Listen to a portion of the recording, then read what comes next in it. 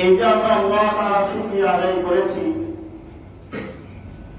কেন আল্লাহ রাব্বুল আলামিন আমাদেরকে তার ঘর মসজিদে আসার তৌফিক দান করেছেন, এই জন্যই আমরা শুকরিয়া আদায় করতে পেরেছি। পক্ষান্তরে যারা অসুস্থ আছেন, যারা তাদের ঘর বাড়ির মধ্যে আছেন, যারা হাসপাতালের বেডের মধ্যে আছেন, তারা চাইলেও ইচ্ছে থাকলেও তারা মসজিদে আসার সুযোগটা পান না। এই জন্য সুস্থতা আল্লাহ তাআলার পক্ষ থেকে অনেক বড় একটা নিয়ামত। সুস্থতা কখন নিয়ামত এটা বোঝা যায় যখন আমাদের মধ্যে অসুস্থতা আসে।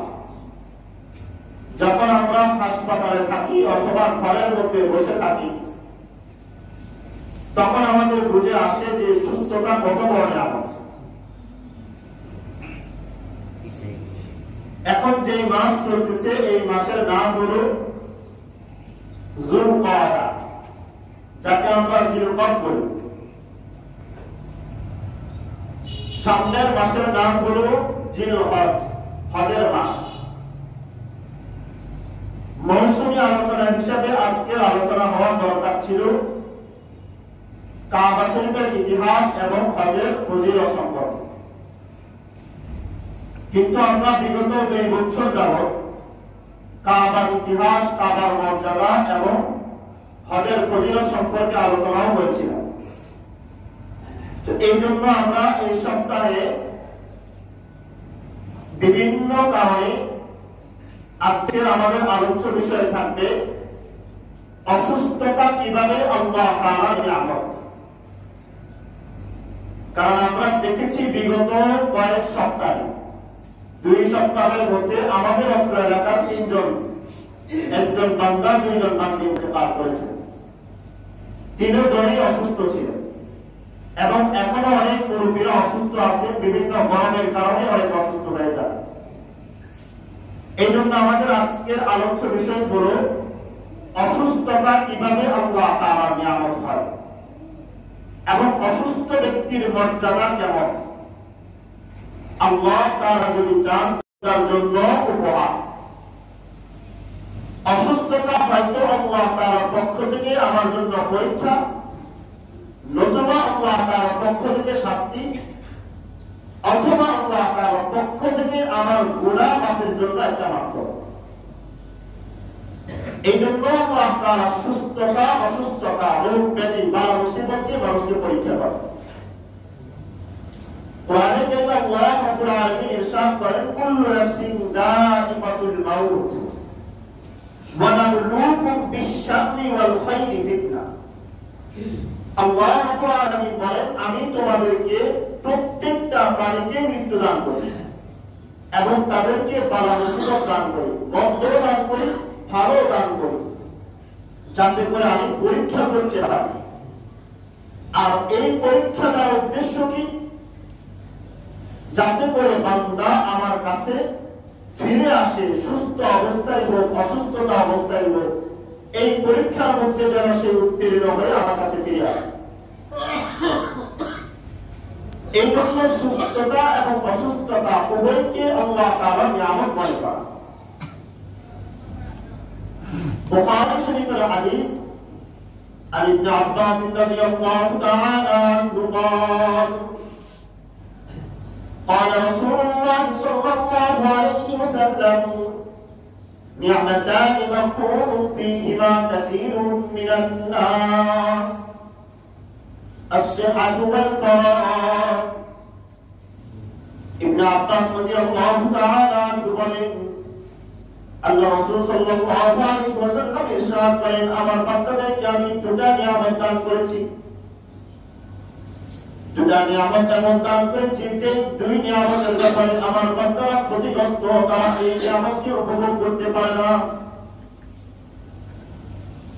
1 নম্বর হলো সুস্থতা নিয়ামত, আরেকটা হলো অবসর নিয়ামত।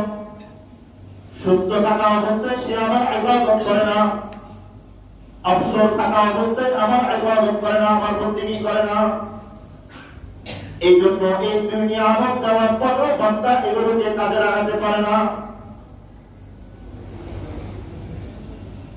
হাদিস দ্বারা বোঝা যায় সুস্থতা এবং অবসরতার সময় এটা আল্লাহ তাআলার পক্ষ থেকে দেয়া নিয়ামত। কিন্তু আমরা এই নিয়ামতগুলো থাকাকালীন আমরা কদর করি। যখন অসুস্থ হয়ে যায় তখন উঠতে বসতে চলতে ফিরতে একসময় আল্লাহ তাআলাকে ডাকে। যখন আমাদের শক্তি থাকে তখন মনে করি যে আমার বড় শরীরে শক্তি আছে, যৌবন আছে, এই জন্য ইবাদতের কি প্রয়োজন। কিন্তু যখন অসুস্থ হয়ে যায় তখন আমাদের ইবাদত বন্দেগীর প্রতি মনোযোগ আসে। এই জন্য যার ঈমান যত বেশি, যার ঈমানের পাওয়ার যত বেশি, তার অসুস্থতা, তার পরীক্ষা, তার বালা মুসিবত তত বেশি।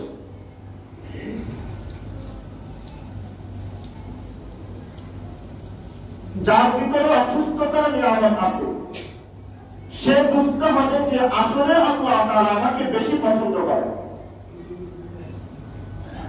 ঈমানের পাওয়ার যার বেশি, যার যত বেশি, তার পরীক্ষাও তত কঠিন। তিরমিজি শরীফের হাদিস, হযরত মুসআব ইবনে সাদ রাদিয়াল্লাহু তাআলা আনহু তিনি তার বাবা থেকে, তার বাবা তার দাদা থেকে বর্ণনা করেন।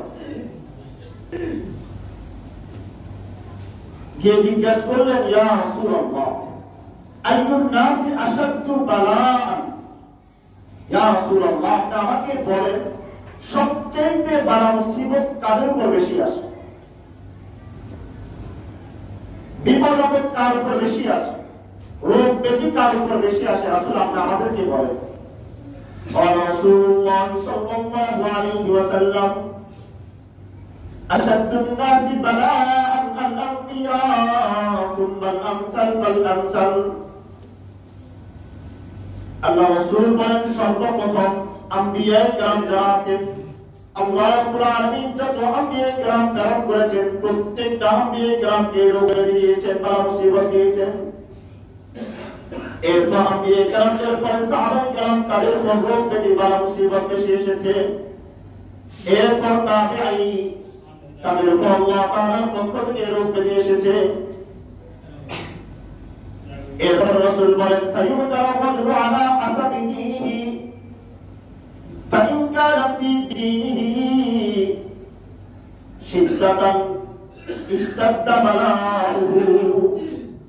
আল্লাহ রাসূল বলেন এরপর যার ঈমান, যার দ্বীন যত বেশি শক্ত, যার ঈমান যত বেশি মজবুত, যার ইসলামের উপর যত বেশি পাবন্দি আছে, যদি তার ঈমানের উপর পরিপূর্ণ শক্ততা থাকে, মজবুতি থাকে,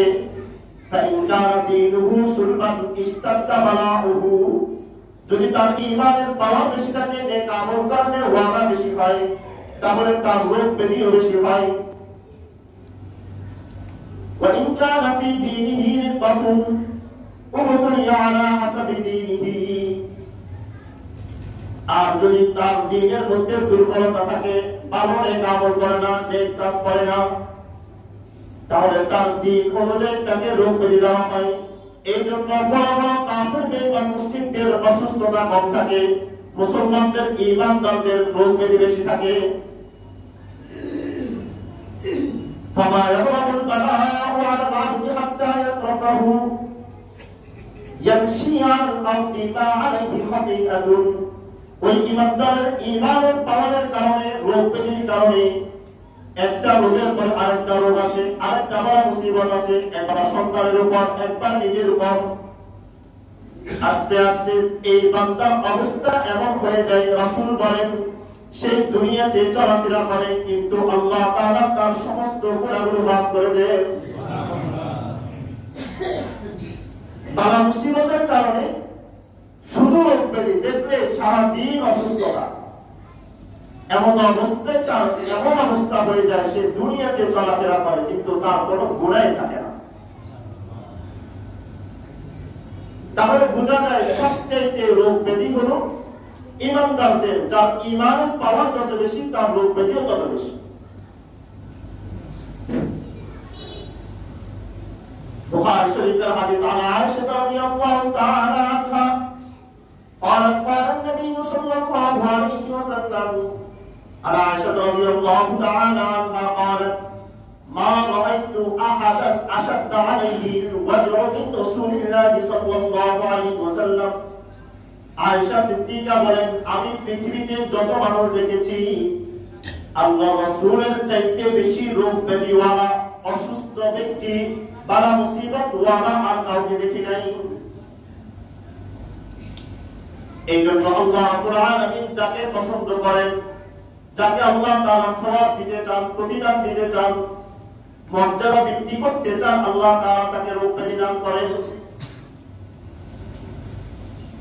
মিশকাত শরীফের হাদিস عن محمد بن خالد السلمي رضي الله تعالى عنه عن أبيه عن جده قال قال رسول الله صلى الله عليه وسلم إن العبد إذا سبقت له من الله منزلة لم يبلغها بعمله আল্লাহ রাসূল বলেন যখন আল্লাহ তাআলা কোন বান্দার মর্যাদা বৃদ্ধি করতে চান, তার মর্যাদাটাকে বৃদ্ধি করতে চান, কিন্তু এই বান্দা এতটাই দুর্বল যে সে তার নেক আমলের মাধ্যমে আল্লাহ তাআলা ওই মর্যাদা অর্জন করতে পারবে না, তো আল্লাহ তাআলা তো ইচ্ছা হলো এই বান্দাকে বিভিন্ন রোগ ব্যাধি দান করবেন, তার মুসিবতের মাধ্যমে আল্লাহ তাআলা তার মর্যাদাটা দান করবেন। ইবতালাহু ফি জাসাদিহি আও ফি মালিহি আও ওয়ালাদিহি, ওই আল্লাহ তাআলা মর্যাদা দেওয়ার জন্য এই বান্দাকে তার শরীরের মধ্যে রোগ ব্যাধি দান করেন, তার শরীরের মধ্যে বালা মুসিবত দান করেন, তার সম্পদের মধ্যে বালা মুসিবত দান করেন, তার সন্তানাদিদের মধ্যে বালা মুসিবত দান করেন। বাবা সুস্থ হলে সন্তান অসুস্থ হয়ে যায়, সন্তান অসুস্থ হয়ে গেলে স্ত্রী অসুস্থ হয়ে যায়, এইভাবে তাকে বালা মুসিবত দিতে থাকেন। আল্লাহ রাসূল বলেন সুম্মা সাব্বাহু আলা যালিক, এই বান্দাকে যখন এই রোগ ব্যাধিগুলো দেওয়া হয় এরপর যদি বান্দা ধৈর্য ধারণ করতে পারে ইউবাল্লিগুল মানজিলাতাল্লাতী সাবাকাত লাহু মিনাল্লাহ, ধৈর্য ধারণ করার কারণে আল্লাহ তাআলা যে মর্যাদা দেওয়ার ইচ্ছা পোষণ করেছেন ওই বান্দাকে আল্লাহ তাআলা সমস্ত রোগ ব্যাধির কারণে তার মর্যাদাটাকে উঁচু করে দেন।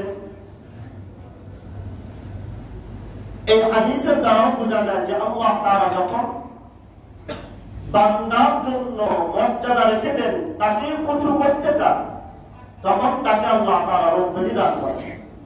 হয়তো তার শরীরের মধ্যে অথবা অর্থ সম্পদের মধ্যে অথবা তার টাকা পয়সার মধ্যে অথবা তার ছেলে মেয়ের মধ্যে অসুস্থতা আসতেই থাকে। পুরো পরিবারের একজন সদস্য, তার সন্তানাদি অসুস্থ, স্ত্রী অসুস্থ, নিজে অসুস্থ, দেখা গেছে যে পুরা মাসের মধ্যে যা কামাই করে সব টাকা পয়সা সব সন্তানাদির পিছনে, শুধু রোগ ব্যাধির পিছনে, ঔষধের পিছনে চলেছে। এরকম হয় কি হয়? আল্লাহ তাআলা বলেন যে আমি এই বান্দাকে উচ্চ মর্যাদা দিতে চাই, এই জন্যই তাকে এই বালা মুসিবত দান করি। তার মানে বোঝা যায় অসুস্থ ব্যক্তির অনেক মর্যাদা আল্লাহ তাআলার কাছে রয়েছে। সম্মানিত উপস্থিতি, আমরা আজকে অসুস্থ ব্যক্তির 9টা মর্যাদা সম্পর্কে আলোচনা করব। 1 নম্বর, অসুস্থ ব্যক্তির অসুস্থতার কারণে আল্লাহ তাআলা তার পূর্বের সমস্ত গুনাহগুলো মাফ করে দেন। সুবহানাল্লাহ। দলিল বুখারী শরীফের হাদিস عن عائشة رضي الله تعالى عنها قالت قال رسول الله صلى الله عليه وسلم ما من مصيبة يصيب المسلم إلا كفر الله بها عنه حتى الشوكة يشاكها। আয়েশা সিদ্দিকা বলেন আল্লাহর রাসূল ইরশাদ করেন আল্লাহ তাআলা তার বান্দাদেরকে রোগ ব্যাধি দিতে থাকেন, বালা মুসিবত দিতে থাকেন, অসুস্থতা দিতে থাকেন, দিতে এমন একটা পর্যায়ে চলে যায় কাফফারাল্লাহু বিহা আনহু খাতায়াহু, আল্লাহ তাআলা তার ওই রোগ ব্যাধির কারণে তার পূর্বের সমস্ত গুনাহগুলো মাফ করে দেন। সুবহানাল্লাহ। হাত্তা শাওকাতি ইউশাকুহা, এমনকি শুধু শরীরের মধ্যে একটা কাঁটা বিদ্ধ হয়েছে, চলার সময় একটা পাথরের সাথে হোঁচট খেয়েছে, এর কারণে আল্লাহ তাআলা তার গুনাহ মাফ করতে থাকেন। কত বড় মর্যাদা যে একটা কাঁটা যদি শরীরের মধ্যে যায় ওই কাঁটার কারণেও আল্লাহ তাআলা গুনাহ মাফ করতে চান। কিন্তু আমাদের অবস্থা বিপরীত। একটু বালা মুসিবত আসলে তখন আমরা হায় আফসোস করতে থাকি, হায় রে কি অসুস্থতা দিল, একটার পর একটা আসতেই আছে। কিন্তু আল্লাহ তাআলা গুনাহ মাফ করতেছে অসুস্থতার মাধ্যমে। দ্বিতীয় নম্বর আরেকটা হাদিস পাওয়া যায় বুখারী শরীফের হাদিস, যে অসুস্থতার কারণেও আল্লাহ তাআলা বান্দার গুনাহ মাফ করতে থাকেন। عن أبي هريرة رضي الله تعالى عنه قال قال رسول الله صلى الله عليه وسلم ما يصيب المسلم من نصب ولا وصب ولا هم ولا أذى ولا غم حتى الشوكة يشاكها إلا كفر الله بها من خطاياه. আবু হুরায়রা রাদিয়াল্লাহু তাআলা বলেন, আল্লাহ রাসূল ইরশাদ করেন যে বান্দার উপর যখন কোনো বালা মুসিবত আসে, রোগ ব্যাধি আসে, ওই বান্দা বিভিন্ন কারণে পেরেশান, বিভিন্ন বালা মুসিবতের কারণে, বিভিন্ন অসুস্থতার কারণে, বিভিন্ন পেরেশানির কারণে ক্ষতিগ্রস্ত হয়ে গিয়েছে, এমনকি তার শরীরের মধ্যে কাঁটাও যদি বিদ্ধ হয়ে যায়, এর কারণে আল্লাহ তাআলা ওই বান্দার গুনাহগুলো মাফ করতে থাকেন। পেরেশানির মধ্যে আছে, একটু পরে পেরেশানি, সন্তানের পেরেশানি, স্কুলের টাকা দিতে হবে পেরেশানি, মাস শেষে বাড়ি ভাড়ার টাকা দিতে হবে, পরিবারের কাছে টাকা পাঠাতে হবে, পেরেশানির মধ্যে আছে। আল্লাহ রাসূল বলেন এই পেরেশানির কারণেও আল্লাহ তাআলা তার গুনাহ মাফ করতে থাকেন।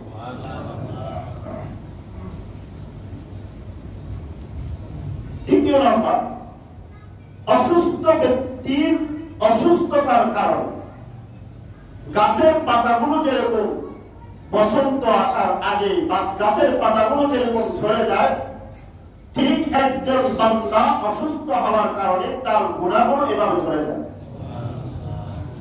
এটাও বুখারী শরীফের হাদিস। عن عبد الله رضي الله تعالى عنه قال أتيت النبي صلى الله عليه وسلم في مرضه.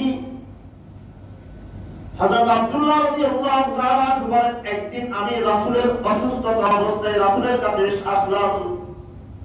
ওয়া হুয়া ইউআদু ওয়াদান শাদীদা, আমি রাসূলের চেহারার মধ্যে হাত দিয়ে দেখলাম প্রচন্ড জ্বর রাসূলের মধ্যে। আমি রাসূলকে বললাম ইন্নাকা লাতুআদু ওয়াদান শাদীদা, ইয়া রাসূলুল্লাহ আপনার তো প্রচন্ড জ্বর, এত মারাত্মক জ্বর আমি তো দেখি নাই।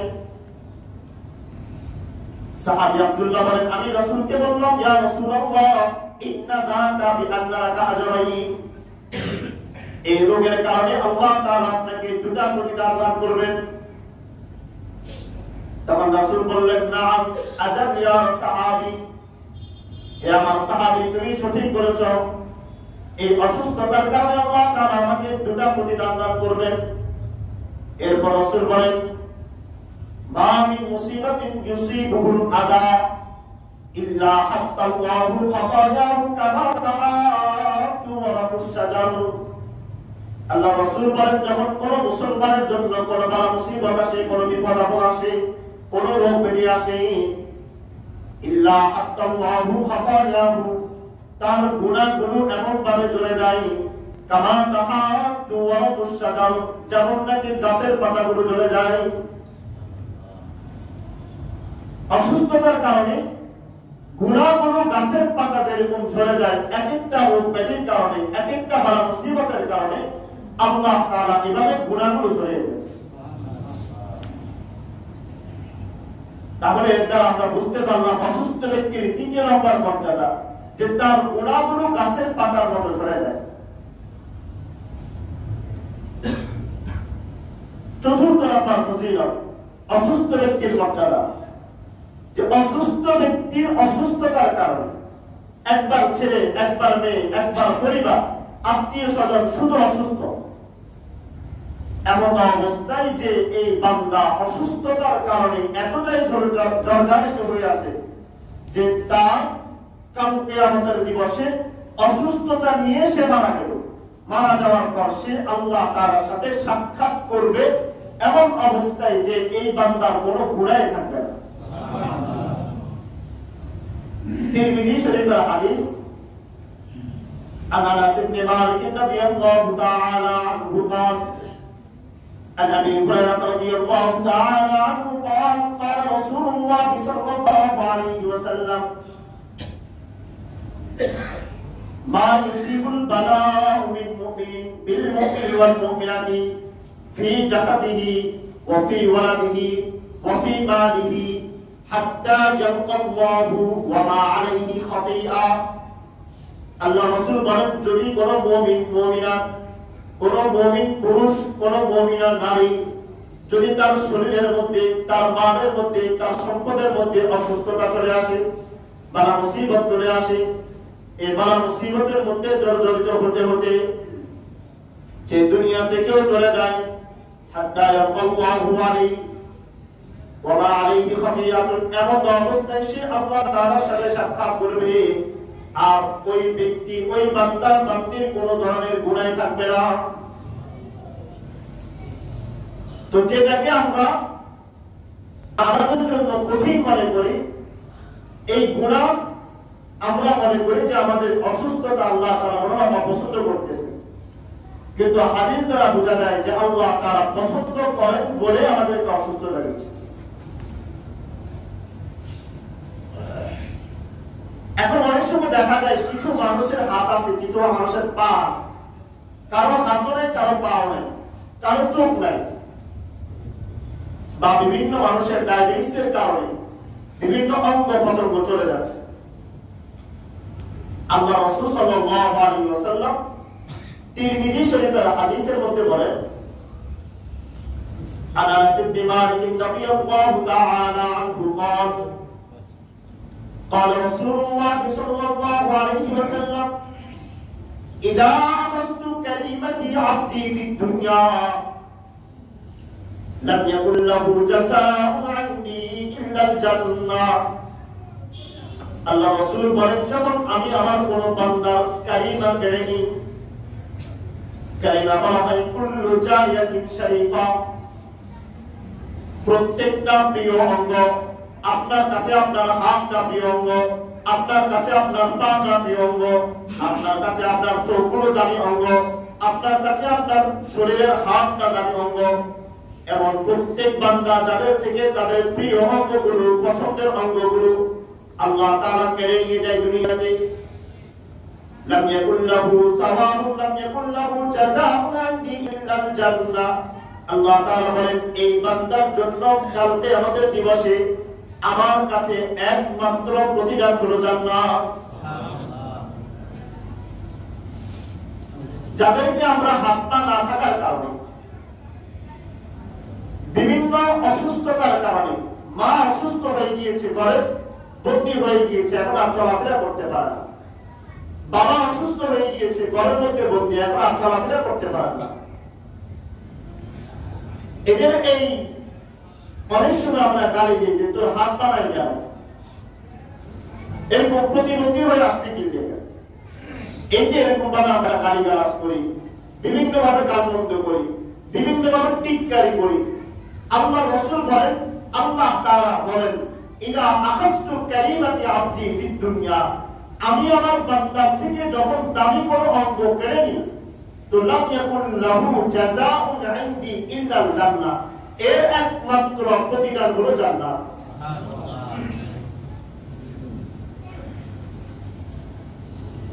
অসুস্থ ব্যক্তির 5 নম্বর মর্যাদা 6 নম্বর মর্যাদা যে আল্লাহ তাআলা যখন বান্দার চোখগুলো কেড়ে নেয় তার চোখগুলো দুনিয়াতে চলে গেছে অসুস্থতার কারণে কোন বালা মুসিবতের কারণে কোন অ্যাক্সিডেন্টের কারণে তো তিরমিজি শরীফের হাদিস عن أبي هريرة رضي الله تعالى عنه قال قال رسول الله صلى الله عليه وسلم من أذهبت حبيبتيه আল্লাহ রাসূল বলেন যখন আমি আমার কোন আল্লাহ তাআলা নিজে বলতেছেন যখন আমি আমার কোন বান্দা তার চোখগুলো কেড়ে নিই তার প্রিয় অঙ্গগুলো কেড়ে নিই ফাসাবারা ওয়া তাসাবা এই অঙ্গ কেড়ে নেওয়ার পর সে কোনদিন প্রতিবাদ করে নাই সে কোনদিন আমার উপর অভিযোগ করে নাই বরং ধৈর্য ধারণ করেছে লাম আরদালাহু সাওয়াবান দুনাল জান্নাহ, আমি আল্লাহ রাব্বুল আলামিন তাকে কিয়ামতের দিবসে জান্নাত না দেওয়া পর্যন্ত সন্তুষ্ট হব না। আল্লাহ তাআলা বলতেছেন লাম আরদালাহু, আমি তার উপর সন্তুষ্ট হব না যতক্ষণ তাকে জান্নাত না দিব। কি পরিমাণ মর্যাদা আল্লাহ তাআলা অসুস্থ ব্যক্তির জন্য রেখেছে। কাল কিয়ামতের দিবসে অসুস্থ ব্যক্তিরা যখন আল্লাহ তাআলা তাদেরকে দামি দামি জান্নাত দান করবেন, তখন সুস্থ ব্যক্তিরা এদের এই দামি দামি জান্নাত দেখে আফসোস করবে। তারা কাল কিয়ামতের দিবসে আফসোস করবে।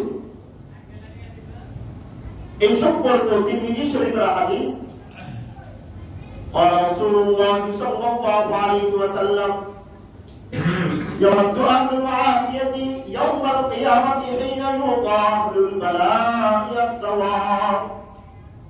আল্লাহ রাসূল বলেন, যখন অসুস্থ ব্যক্তিদেরকে আল্লাহ তাআলা জান্নাতের প্রতিদান দান করবেন, তখন সুস্থ ব্যক্তিরা আফসোস করে বলতে লাগবে, লাউ আন্না জুলুদাহুম কানাত উইদাত ফিদ দুনিয়া বিল মাকারিজ, হায় হায় আফসোস, যদি দুনিয়াতে আমাদেরকে আল্লাহ তাআলা সুস্থ না রেখে, যদি আমাদেরকে করার দ্বারা, যদি আমাদেরকে কেচি দ্বারা আমাদের শরীরগুলো কাটা হতো, আমাদের এই কাটা শরীরের কারণে আল্লাহ তাআলার কাছে আমাদের মর্যাদা বৃদ্ধি হতো, আর এই মর্যাদার কারণে এই জান্নাতের মধ্যে দামি দামি জান্নাতের মালিক আমরা হয়ে যেতাম। সুস্থ ব্যক্তিরা সেটা আফসোস করবে। আচ্ছা, অসুস্থ থাকলে তো ইবাদত করা যায়, কিন্তু অসুস্থ থাকলে তো ইবাদত করা যায় না। তবু আল্লাহ তাআলা কেন অসুস্থ ব্যক্তিদের মর্যাদা এত বেশি দান করবেন? এটাও বুখারী শরীফের হাদিস দ্বারা স্পষ্ট হয়ে যায়। আন আবি মুসা আশআরী রাদিয়াল্লাহু তাআলা আনহু قال قال رسول الله صلى الله عليه وسلم اذا مرض العبد, যখন বান্দা অসুস্থ হয়ে যায়, আগের মতো ইবাদত করতে পারে না, আগের মতো রুকু দিতে পারে না, সিজদাও দিতে পারে না, আগের মতো নফল ইবাদত করতে পারে না, রোজাগুলো রাখাটাও তার জন্য কষ্ট হয়ে যায়। আবু সাফারা, অথবা বান্দা অসুস্থ অবস্থায় সে ইবাদত করতে পারে নাই, অথবা সফর করতেছে, কোথাও বের হয়ে গিয়েছে, নামাজ সময় মতো আদায় করতে পারতেছে না, আল্লাহ রাসূল বলেন, কানাত লাহু মিথলু মা কানা ইয়ামালু মুকিমান সাহিহান, ওই অসুস্থ ব্যক্তি, ওই মুসাফির ব্যক্তি অসুস্থতার কারণে, সফরের কারণে ইবাদত যদিও করতে না পারে, আল্লাহ তাআলা ফেরেশতাদেরকে বলে দেন, হে আমার ফেরেশতারা, ওই বান্দা মুকিম অবস্থায়, সুস্থ অবস্থায় যেরকম ইবাদত করেছে, যেরকম তার আমলনামার মধ্যে সওয়াবগুলো লেখা হয়েছে, আজকেও তোমরা সওয়াবের মধ্যে কোনো কমতি করিও না। মর্যাদা কেন? ওই যে অসুস্থ অবস্থায়, সুস্থ অবস্থায় ইবাদত করেছিল, এখন অসুস্থ হয়ে গিয়েছে, এখন আর ইবাদত করতে পারে না, তো আল্লাহ তাআলা বলে দেন যে আমার এই বান্দার আমলনামার মধ্যে কোনো কমতি করিও না। অর্থাৎ সরকারি চাকরি করার পর যেরকম আমরা বিভিন্ন ভাবে পেনশন পেয়ে থাকি, চাকরি না করলেও পেনশন পাই, ঠিক তদ্রূপ সুস্থ অবস্থায় যদি কেউ ইবাদত করে অথবা অসুস্থ হয়ে যায়, এরপরে ইবাদত করতে আগের মতো পারে না, তবুও আল্লাহ তাআলা ওই পেনশনের মতো তার আমলনামার মধ্যে সওয়াব লিপিবদ্ধ করতে থাকে। এই জন্যই মূলত অসুস্থ ব্যক্তিদেরকে এই মর্যাদা দান করে। এর দ্বারা আমার এরকম নয় যে আমরা সবসময় দোয়া করবো আল্লাহ আমাদেরকে অসুস্থতা দিয়ে দেন, বরং আল্লাহ তাআলা যদি অসুস্থতা দিয়ে দেন, তখন এটাকে নিয়ামত মনে করে, এই অসুস্থতাকে গনিমত মনে করে আল্লাহ তাআলাকে গালমন্দ না করা, কোন জিনিসের সাথে তুলনা না করা, ওই ওষুধ না খেলে, ওই দৃষ্টিতে না ভিজলে মনে হয় আমার অসুস্থতা আসতো না, এভাবে দোষারোপ না করা।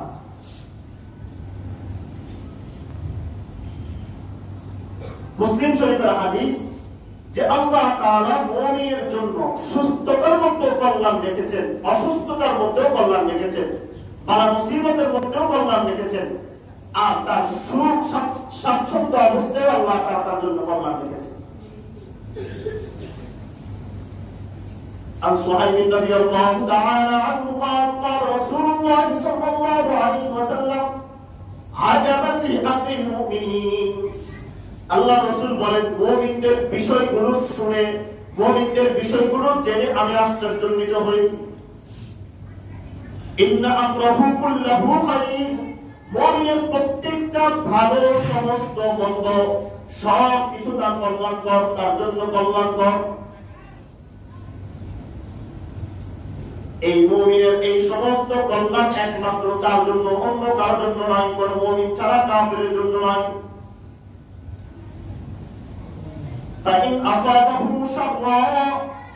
أصابه شرا فشكر كان له خير আল্লাহ রাসূল বলেন যদি তার সুখ শান্তি থাকে তার ভালো তার অবস্থান থাকে তার মর্যাদা ভালো থাকে তার সুস্থতা অবস্থায় সে থাকে আর এমন অবস্থায় সে আল্লাহ তাআলার শুকরিয়া আদায় করে তবু এটা তার কল্যাণকর وإن كان أصابه شرا আর যদি তার জন্য অকল্যাণ এসে যায় বা মুসিবত এসে যায় রোগ ব্যাধি এসে যায় ফাসাবা যদি সে ধৈর্য ধারণ করে তাকানা খায়রুল্লাহ এটাও তার জন্য কল্যাণকর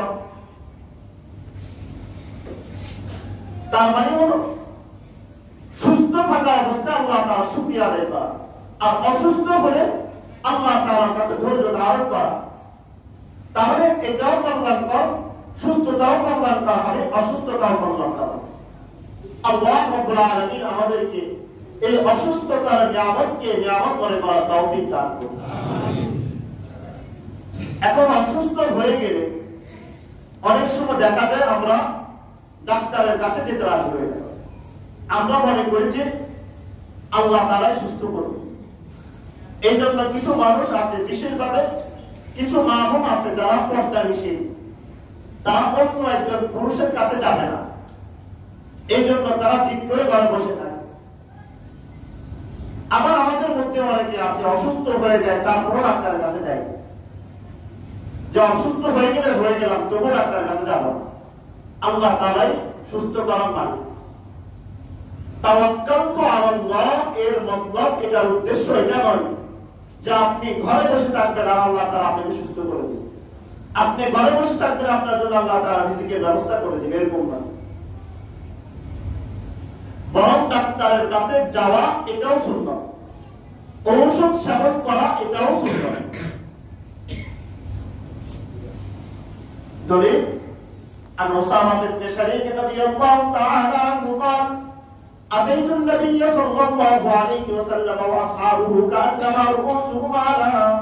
كأنما على رؤوسهم الطيب ওসামা ইবনে শরীক তিনি বলেন আমি আল্লাহর রাসূলের কাছে গেলাম গিয়ে দেখলাম রাসূলের পাশে সাহাবায়ে কেরাম এমন ভাবে চুপচাপ বসে আছেন যেন তাদের মাথার উপর একটা পাখি আছে এই পাখিটা যদি তারা যদি নড়াচড়া করে পাখিটা চলে যাবে আমি গেলাম গিয়ে বললাম ফাসাল্লাতু সুম্মা কাতু আমি গিয়ে রাসূলকে সালাম দিলাম এরপর বসে বললাম মজলিসের মধ্যে কোনো আলোচনা নাই সবাই চুপচাপ বসে আছে ফাজা আল-আরাব মিন হাহুনা ওয়া হাহুনা আরবের বিভিন্ন গোত্র থেকে কিছু মানুষ এসে রাসূলের কাছে এসে বললেন ইয়া রাসূলুল্লাহ আনা তাদাওয়া রাসূল আমরা কি চিকিৎসা গ্রহণ করব কিনা আমরা কি ঔষধ সেবন করব কিনা আমরা কি ডাক্তারের কাছে যাব কিনা আল্লাহ রাসূল বললেন নাম তাদাওয়া যাও তোমরা ডাক্তারের কাছে যাও ঔষধ সেবন করো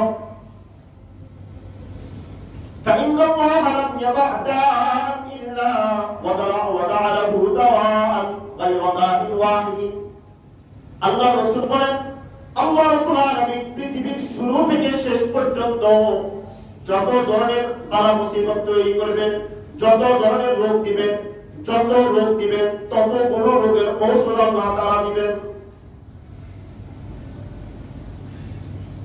অপর হাদিসের মধ্যে রাসূল বলেন যদি ঔষধকে সময় মতো সঠিক জায়গায় ব্যবহার করা হয় তবে আল্লাহ তাআলা সুস্থতা দিবেন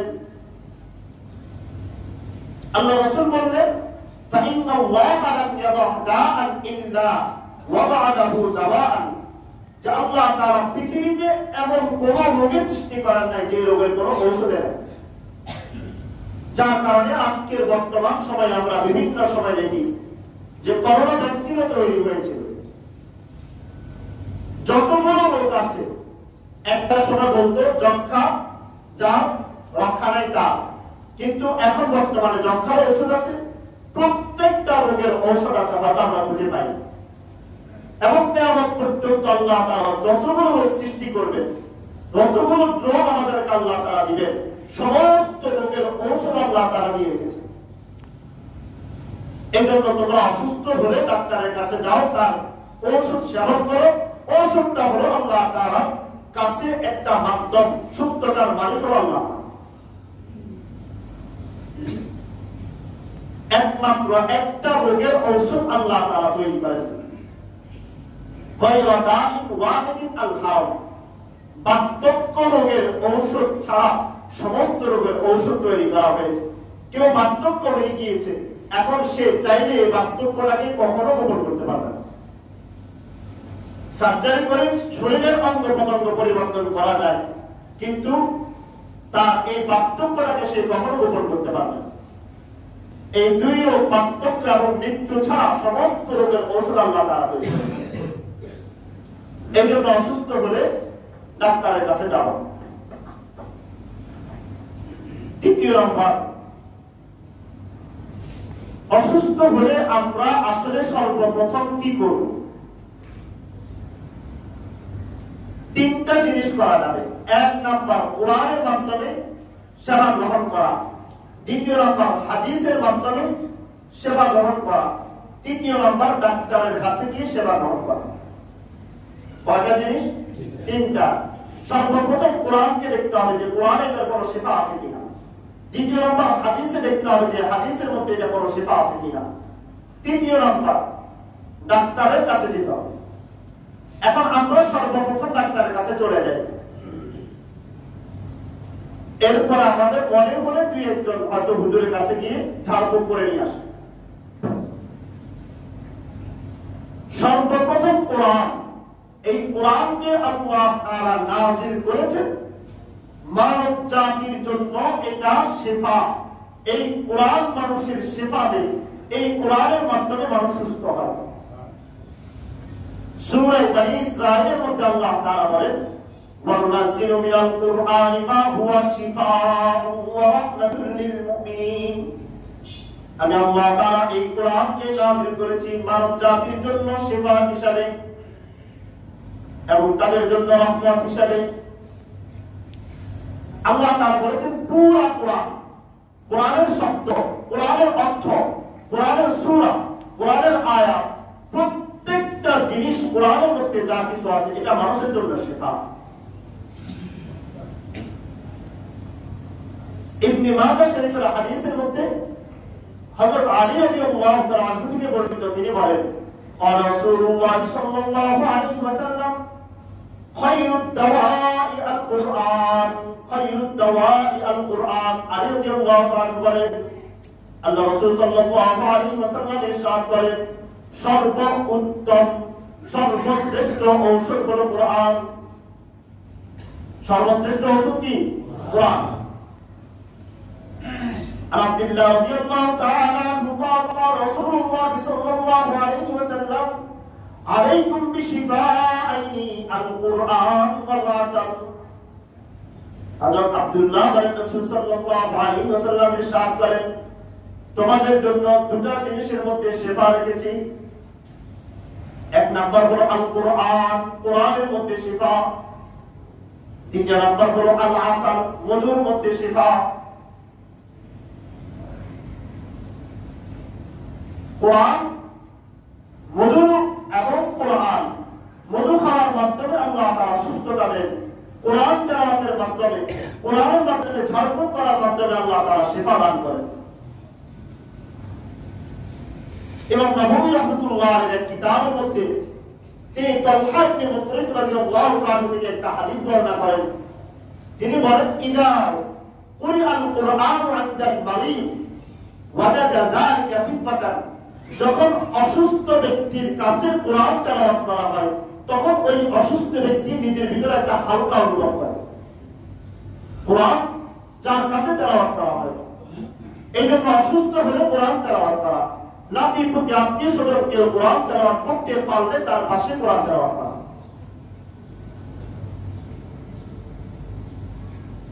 বাইহাকি শরীফের মধ্যে বাবু শুআবিল ঈমানের মধ্যে একটা হাদিস হযরত ওয়াসিলা ইবনে আসকা রাদিয়াল্লাহু আনহু তিনি বলেন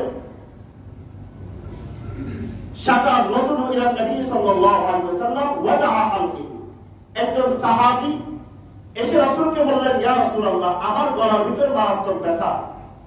আল্লাহ রাসূল বললেন, আলাইকা বিতিলাওয়াতিল কুরআন, তোমার জন্য তেলাওয়াত করা উচিত, কোরআন তেলাওয়াত করো, তোমার গলার ব্যথা সেরে যাবে। আবু সাঈদ খুদরি রাদিয়াল্লাহু আনহু থেকে বর্ণিত, তিনি বলেন, যা রাজুলুন ইলা নবী সাল্লাল্লাহু আলাইহি ওয়াসাল্লাম, একজন সাহাবী রাসূলের কাছে এসে বললেন, ইয়া রাসূলুল্লাহ, ইশতাকা সাদরি, রাসূল, আমার প্রচন্ড পরিমাণে আমার বুক ব্যথা, আমার বুকের মধ্যে মারাত্মক ব্যথা। আল্লাহ রাসূল সাল্লাল্লাহু আলাইহি ওয়াসাল্লাম বলেন, ইকরাউল কুরআন, তুমি কোরআন তেলাওয়াত করো, কেননা আল্লাহ তাআলা বলেছেন, ওয়া শিফাউল লিমা ফিস সুদুর, কোরআন হলো সমস্ত অন্তরের রোগের ঔষধ, এজন্য কোরআন তেলাওয়াত করো। তাহলে সর্বপ্রথম ঔষধ হলো কি? কোরআন। সর্বপ্রথম ঔষধ কোরআন।